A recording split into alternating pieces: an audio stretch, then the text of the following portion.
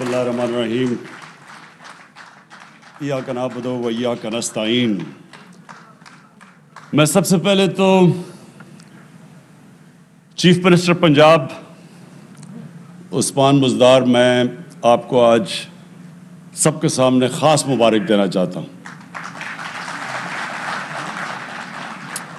मुबारक ये नहीं जो अभी आप समझ रहे हैं कि जो पैकेज अनाउंस किया इसकी मुबारक नहीं। मुबारक मैं चीफ मिनिस्टर साहब आपको और फिर आपकी जो टीम है, चीफ सेक्रेटरी और आईजी पंजाब, जिस तरह आपने ये बड़े बड़े कब्जा ग्रुप के महल गिराए हैं, मैं उसके लिए ख़ास आपको मुबारक देना चाहता हूँ।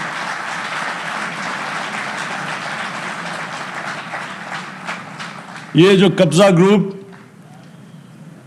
जो ये लानत है कब्जा ग्रुप्स की, गरीबों की ज़मीनें कब्जा करना, सबसे बेचारे जो हमारे मेहनत कश बैरून मुल्क पाकिस्तानी, वो मेहनत करके बेचारे अपने पैसे जोड़ के आके ज़मीन खरीदते हैं घर बनाने के लिए, उसके ऊपर कब्जा हो जाता है और फिर बेबस होते हैं लोग इन ताकतवर लोगों के सामने। तो जिस तरह मैंने बड़ा महल गिरते देखा, सबसे बड़ा लाहौर का कब्जा ग्रुप जिसकी पुश्त पे पिछड़ा वजीर आज़म और उसकी फैमिली खड़ी थी, जो उनके होते हुए ज़मीन कब्जा हो रही थी, बल्कि उन्होंने उसको तहफ़्फ़ुज़ दिया। यानी कब्जा ग्रुप को कौन बचा रहा था? वजीर आज़म और उसकी हुकूमत। तो सोचेंगे बेचारे छोटे लोग क्या करेंगे।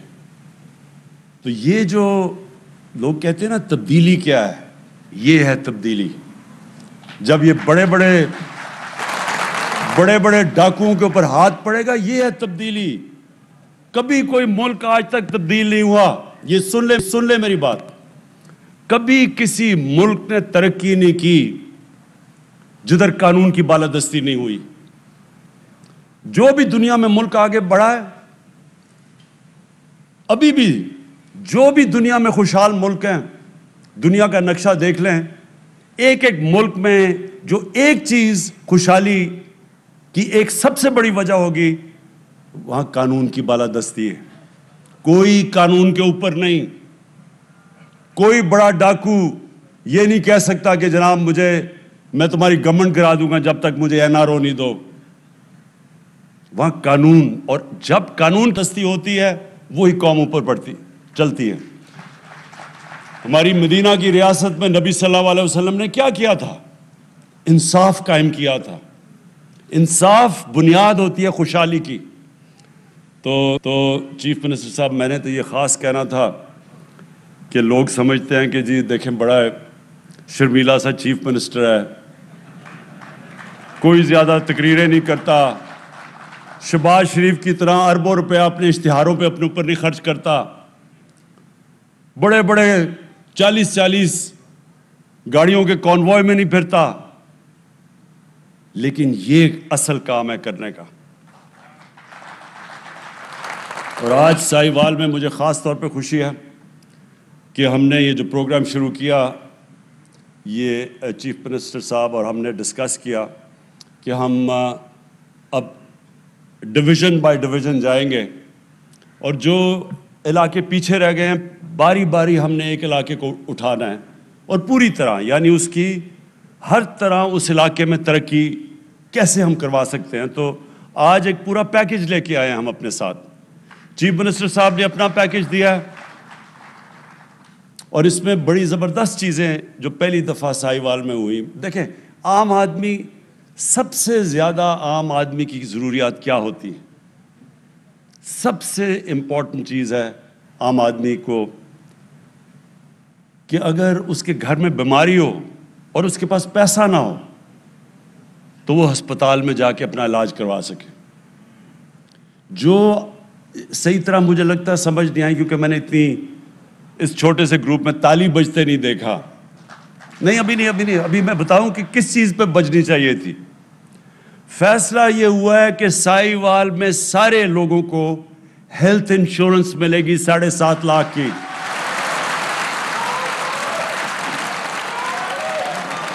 और इसका मतलब کہ کسی بھی بیچارہ غریب مزدور جس کو سارا وقت مشکل پڑی ہوتی ہے کہ میں اپنے گھر میں جا کے تو میں اپنے بیوی بچوں کا پیٹ پال سکوں، اور جب اس کے گھر میں بیماری ہوتی ہے اور پھر وہ سوچتا ہے کہ میں اب اپنے گھر میں بچوں کو کھانا کھلاؤں یا میں جا کے علاج کرواؤں، یہ میں آپ کو یقین دلا رہا ہوں کہ یہ جب کسی بھی گھر میں یہ جب مسئلہ آتا ہے، وہ گھر اپنا سب سے مشکل وقت سے گزرتا ہے۔ دنیا کی ریسرچ شو کرتی ہے کہ جو گھرانے غربت کی لکیر سے اوپر بھی ہوتے ہیں، بیماری کی وجہ سے وہ غربت کی لکیر کے نیچے چلے جاتے ہیں۔ اور یہ شوکت خانم کینسر ہاسپٹل بنانے کی وجہ یہ تھی کہ کینسر کا علاج سب سے مہنگا ہے، تو تب میں نے سوچا کہ میں صاحب حیثیت تھا، مجھے اتنی مشکل پڑی اپنی والدہ کا علاج کروانے کے لیے، تو وہ جو بیچارے غریب گھرانوں میں گھر میں وہاں جب کینسر ہوتی ہے تو اس گھر کے اوپر کیا گزرتی ہے، کیونکہ کینسر کا تو بہت مہنگا علاج ہے۔ تو یہ جو ہیلتھ کارڈ شروع ہوا ہے ساہیوال سے، اور ڈی جی خان سب سے پنجاب کا غریب علاقہ ہے، ادھر سے شروع ہوا ہے تاکہ ان کو پہلے ہیلتھ انشورنس ملے، اور انشاءاللہ دسمبر تک سارے پنجاب کے لوگوں کے پاس ہیلتھ انشورنس آ جائے گی۔ تو یہ آپ کو پتہ ہونا چاہیے کہ یہ امیر ملکوں میں، ڈیولپڈ نیشنز کے اندر بھی یونیورسل ہیلتھ کوریج نہیں ہوتی۔ یہ اللہ کی بہت بڑی نعمت ہے، اور میرا یہ ایمان ہے کہ جو ہمارا ملک بنا تھا اسلامی فلاحی ریاست، وہ اس ویژن کی طرف اب جا رہا ہے کہ عام آدمی کا سب سے پہلے علاج، اس کے بعد تعلیم۔ اب پورا زور دینا اب تعلیم کے اوپر ہم نے، اور تعلیم سی ایم صاحب اس کے اوپر ہم نے خاص توجہ دینی ہے کہ جو عام آدمی سرکاری اسکولوں میں جس طرح کی تعلیم مل رہی ہے اس کو کیسے اپ گریڈ کرنا ہے۔ ہم نے فیصلہ کر لیا کہ ہم ایک کورس سلیبس پاکستان میں لے کے آئیں گے۔ یہ اپریل میں جو فیڈرل گورنمنٹ اور ہم نے اپنے دو جو صوبے ہماری گورنمنٹ سے، اور اب تیسرا گلگت بلتستان، ہماری پوری کوشش ہوگی کہ ایک کورس سلیبس سب کے لیے ہو، یعنی انگلش، یہ نہیں کہ انگلش میڈیم، اردو میڈیم، دینی مدرسے۔ ایک ہی ملک میں 3 سلیبس چل رہے ہیں، 3 کلچر چل رہے ہیں ایک ہی ملک میں، تو انشاءاللہ ایک ہی سلیبس، کورس سلیبس سارے ملک میں اپریل سے شروع ہوگا۔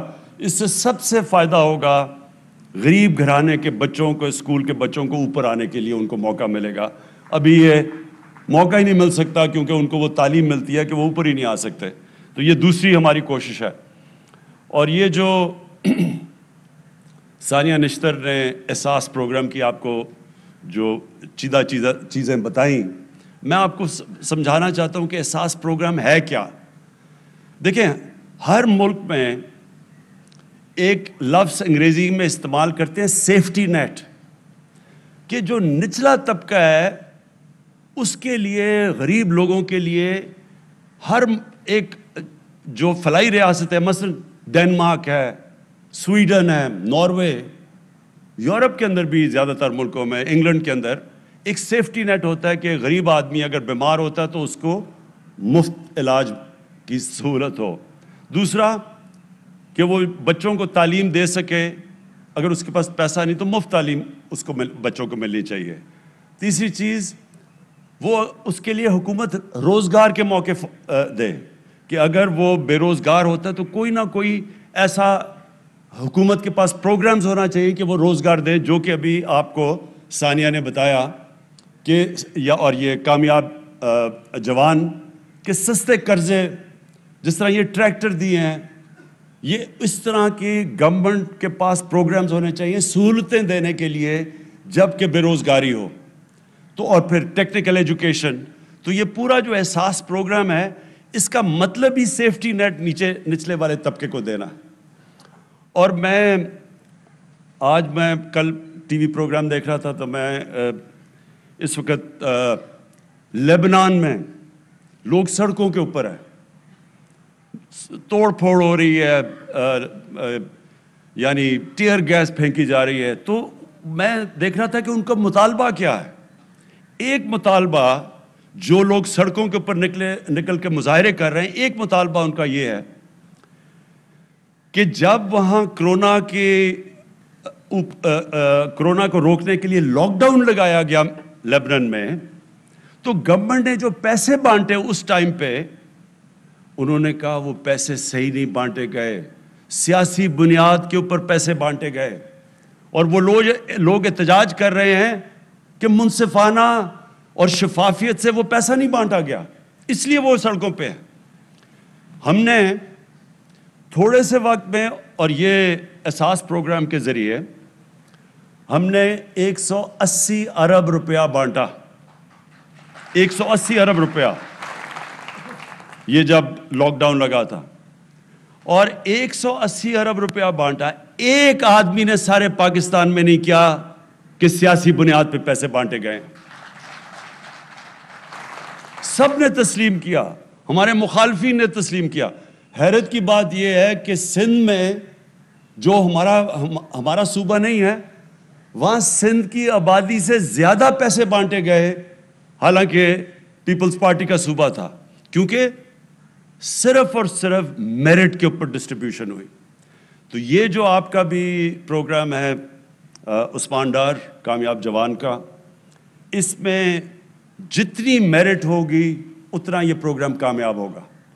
جو لوگوں کو آپ پیسے جو چیزیں بانٹیں گے, یہ جس طرح آپ نے یہ جو ٹریکٹرز کا کہا, اور جو آپ بھی باقی قرضے دے رہے ہیں تاکہ لوگ اپنی بزنسز شروع کر سکیں, تو اس کے اوپر مجھے پتہ ہے آپ کا سارا سسٹم, اور اس لیے مجھے اعتماد ہے کہ اس میں لوگ جو بھی اس کا فائدہ اٹھائیں گے وہ میرٹ کے اوپر, اس کے اندر کوئی کسی قسم کی سیاسی افیلیشن یا کوئی فیورٹزم نہیں ہوگی. اور یہی وجہ سے انشاءاللہ آپ کا پروگرام بہت کامیاب ہوگا. اور ایک منٹ, اور میں جو امین اسلم جو آپ نے ابھی کیا, ایک بات کر لو بات.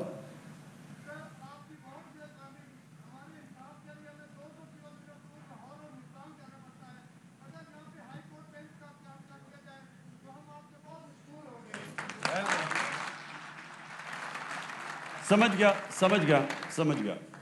یہ بالکل ٹھیک ہے. دیکھیں ہماری کوششیں جو لوکل گورنمنٹ سسٹم بھی اب ہمارا تحریک انصاف لے کے آ رہی ہے, بالکل ایک نیا لوکل گورنمنٹ سسٹم ہے. ساری اس کی کوشش یہ ہے کہ جو پاور ہے وہ نیچے تک جائے یا ڈیوالو کرے. تو جتنی لوگوں کی سہولتیں ان کے گھروں میں مل سکتی ہیں, بلکہ گاؤں کی سطح پہ مل سکتی ہیں, شہروں کے اندر مل سکتی ہیں, اتنا ہی بہتر نظام ہوتا ہے. تو جو آپ دیکھیں گے کہ جو ہمارا گورننس کا سسٹم لے کے آ رہے ہیں, جو نیا بلدیاتی نظام ہے, جو انشاءاللہ اسی سال جب الیکشن ہوں گے, تو آپ یہ دیکھیں گے کہ جو زیادہ تر لوگوں کے مسئلے مسائل ہیں وہ ان کے گھروں میں حل ہوں گے. اور یہ جو آپ بات کر رہے ہیں انصاف کی, کیونکہ اس میں عدلیہ سے ہمیں کنسلٹ کرنا پڑتا ہے, یہ ایڈمنسٹریٹو ایشو نہیں ہے, یہ ہمیں عدلیہ سے کنسلٹ کرنا پڑے گا. ضرور ہم بات کریں گے. میرا اپنا بالکل آپ سے میں اگری کرتا ہوں اس چیز کے اوپر کہ لوگوں کو اتنی دور جانا نہیں چاہیے انصاف لینے کے لیے. ان کو جتنا بھی ڈیوالو کریں ہائی کورٹس, تو اتنا فائدہ ہوگا. اور جو میں اب جو تیسری چیز پہ آنا چاہتا ہوں, امین اسلم نے جو بھی آپ سے باتیں کی, یہ بھی بہت اہم باتیں ہیں. پاکستان میں ہم نے کبھی ان چیزوں کے اوپر توجہ ہی نہیں دی. ماحولیات کسی نے پرواہ نہیں کی. میں جب چھوٹا سا تھا تو میں یہ چیچا وتی کے جو بڑا جنگل ہوتا تھا, یہاں میرے ماموں شکار پہ مجھے لایا کرتے تھے جب میں 8-9 سال کا تھا. مجھے تب سے یاد ہے بڑا گھنا جنگل تھا. آہستہ آہستہ سارے جنگل ہی ختم ہو گئے. بڑے بڑے جنگل تھے, بڑے بڑے درخت تھے. ٹمبر مافیا نے وہ چھانگا مانگا کے جنگل, اس میں سارے بڑے درخت چلے گئے. یہ دیپال پور میں جنگل تھا وہ گیا. میاں والی میں بہت بڑا جنگل تھا کندیاں, وہ ختم ہو گیا. تو اب جو ہم کوشش کر رہے ہیں کہ ہم اب پھر سے پاکستان میں جنگلات اپنے اگا رہے ہیں، اور اس کے علاوہ پوری طرح ایک ریفارسٹیشن، یعنی ایک جو 10 ارب 10 بلین ٹری سونامی، یہ اب انٹرنیشنل پروگرام اکنالج کیا جا رہا ہے. اس کے اوپر اب ہم ہر جگہ، پہلے تو وہ سارے جنگل ان کے اوپر قبضے ہوئے تھے، تو وہ قبضہ کا تو آپ کو پھر سے میں نے کہہ دیا کہ عثمان بزدار نے تو جہاد کر دیے قبضہ کے اوپر، تو انشاءاللہ جنگلات کے بھی سارے قبضے چھڑائیں گے. اور اس کے بعد ایک بس تو امین اسلم، ایک تو یہ بڑا زبردست آئیڈیا ہے کہ ہم پہلے جو سیوریج کو ویسٹ واٹر ٹریٹمنٹ پلانٹ بنائیں گے، جو کہ آج جس کی میں نے انوگریشن کی ہے، کہ یہاں یہ جو گندا پانی ہم اپنے دریاؤں میں پھینک دیتے ہیں، ہمارے وہ نیچے جا کے گراؤنڈ واٹر میں مل جاتا ہے، کسی نے آج تک پرواہ نہیں کی. ایک پاکستان کا بنایا ہوا ویسٹ واٹر ٹریٹمنٹ پلانٹ، وہ جو جس کی میں نے آج انوگریشن کی ہے، جو کہ 4 ارب کا امپورٹ کریں تو بنتا ہے، جو 40 کروڑ کا یہاں لوکلی بنا ہوا ہے، اور یہ انشاءاللہ ہم نے سارے پاکستان کی ڈسٹرکٹس میں لے کے جانا ہے. اس سے فائدہ کیا ہوگا؟ اس سے کیونکہ پانی کا آگے جا کے مسئلے آ رہے ہیں پاکستان میں، ابھی بھی آ رہے ہیں، تو وہ جو پانی ہے اس کو ٹریٹ کر کے، اور وہ جو پانی ٹریٹ کر دیں گے، وہ پھر اس سے جنگلوں کے اندر، جنگل اگانے کے اندر وہ پانی کو استعمال کریں گے. تو وہ پانی بھی گراؤنڈ واٹر یا ہمارا جو پینے کا پانی اسے متاثر نہیں کرے گا، اور اس پانی سے ٹریٹ کر کے تو اس کو ہم اپنے جو جنگلات اب ہم پوری طرح کیمپین کرنے لگے ہیں، یہ جو جنگل آپ کے تباہ ہو گئے، ان کو اگانے کے لیے اس پانی کو استعمال کریں گے. ساتھ ساتھ جو امین اسلم نے بات دوسری بھی کی کہ یہ بڑا افسوسناک ہے کہ سارے باہر سے کولا امپورٹ کرتے ہیں، وہ سارا کولا ادھر سے ٹرین میں آتا ہے ساہیوال تک. اصولوں تو یہ پلانٹ اگر بنانا ہی تھا کولے کے اوپر پاور پلانٹ، تو یہ سمندر کے پاس بناتے تاکہ اتنی دور کولا لانا نہ پڑتا. لیکن اس کے ہم جو سٹڈی کر رہے ہیں، بڑے برے ماحولیات کے اوپر اثرات ہیں، تو اس کے اوپر بھی آگے اسٹریٹجی بنا رہے ہیں. لیکن کوشش اب یہ ہے کہ یہاں ریفارسٹیشن بہت زیادہ آپ کے درخت اگائے جائیں تاکہ وہ آپ کی ماحول کو، آپ کی پولوشن لیولز کم کریں. جو آخر میں سب سے امپورٹنٹ چیز ہے آپ کے لیے، دیکھیں ساہیوال کے لوگوں کے لیے جو سب سے امپورٹنٹ چیز ہے، مجھے پتہ ہے آپ کو آپ نے یہ سڑک کی بات کی، میں نے ان کو کہا کہ اس کی پوری فیزیبلٹی ہمیں دیں، کیونکہ میں ایسے تو نہیں کہہ سکتا، مجھے تو نہیں پتہ ابھی تک جتنے زیادہ آپ نے اناؤنس کر دیے ہیں، جتنے اربوں کے پروجیکٹس، اب پتہ نہیں کہ پیسہ ہے بھی، میں ایسے تو آپ کو اناؤنس ہی کرنے لگا تالیاں بجوانے کے لیے. لیکن جب مجھے پتہ چل جائے گا کہ ان کے پاس یہ فیزیبل ہے، پیسہ ہے، تو مجھے پتہ ہے اس سڑک کی بڑی ضرورت ہے، بڑا فائدہ ہوگا ساہیوال کو. انشاءاللہ یہ اس کو ہم پرائرٹی بیسس کے اوپر آپ کے لیے یہ جو 2 سڑکوں کی بات کی وہ بھی بنائیں گے. لیکن جی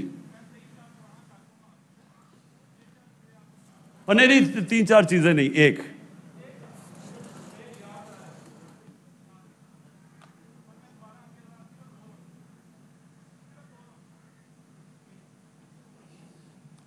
تین چار چیزوں کے لیے ٹائم نہیں ہے، ایک ہوتی تو میں سن لیتا. اچھا سنیں بس ایک منٹ سنیں.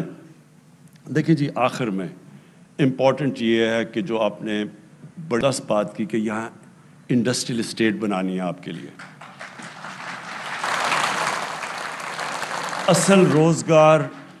اصل روزگار نوجوانوں کو انڈسٹریل اسٹیٹ سے ملے گا. اس وقت پاکستان کو ہم بڑی دیر کے بعد انڈسٹریلائز کرنے کی کوشش کر رہے ہیں. اللہ کا کرم ہے کہ ہماری پالیسی کی وجہ سے آج فیصل آباد میں، گجرانوالہ میں، سیالکوٹ کے اندر اس وقت ٹیکسٹائل کے لیے، ٹیکسٹائل فیکٹریوں کو ورکر نہیں مل رہے، مزدور نہیں مل رہے. ساری ٹیکسٹائل ہماری انڈسٹری اس وقت چل پڑی ہے، ہماری کنسٹرکشن انڈسٹری انشاءاللہ اٹھ گئی ہے.